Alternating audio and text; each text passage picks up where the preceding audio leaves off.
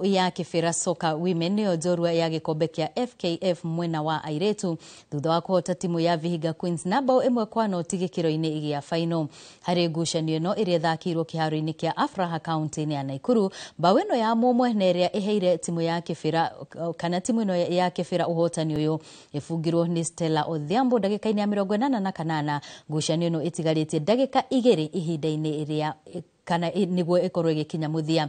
Kibera Sacco ni ahotani eri hari miaka 4 iria ihitukite thutha wa gikombe giki gukorwo gikinukio ni Ulinzi Starlets miaka 3 kirumaniririo, ona gutuika mwaka uyu maikirio nja gikiro-ini gia quarter final kia bitika ici. Hatujawahi jipata kwa hii scenario, ni mara yetu ya kwanza, sababu ukiangalia misimu 3-4 zenye zilimepita tumejaribu kupeana our best, but hii msimu naweza sema tumekuwa na changamoto especially za players.